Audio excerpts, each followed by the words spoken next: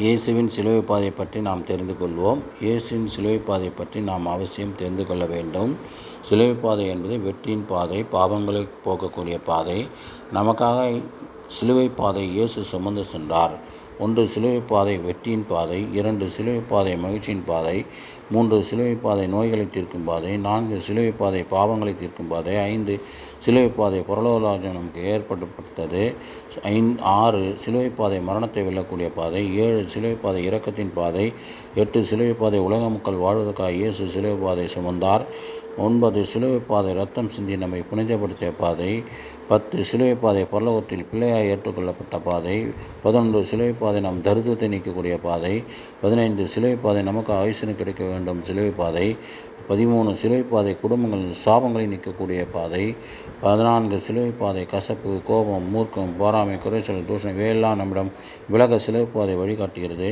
15 சிலுவை பாதை இயேசுவின் இரத்தத்தினால் கழுவப்பட்டோம். சிலுவை பாதை பரிசுத்த ஆவியினால் அபிஷேகம் கிடைத்தது. 17 சிலுவை பாதை நம் குணங்கள் மாற சிலுவை பாதை ஏற்றுக்கொண்டார். 18 சிலுவை பாதை நல்லெண்ணம், தூய்மை வழி, தூய வார்த்தை, தூய செயல்கள் இவையெல்லாம் சிலுவை பாதை நமக்கு வழிகாட்டுகிறது.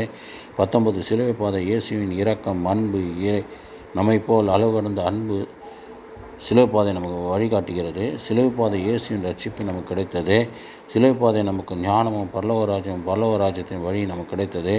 சிலுவை பாதை பிறருக்கு உதவி செய்தல், உணவு கொடுப்பது, அவர்கள் மேல் இரக்கம் காட்டி நன்மை செய்தல் சிலுவை பாதை வழிகாட்டுகிறது.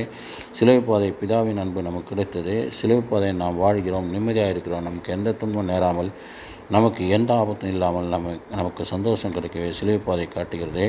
சிலுவை பாதை பிசாசின் தொல்லையிலிருந்து விடுதலை கிடைக்கிறது. நன்றி, வணக்கம்.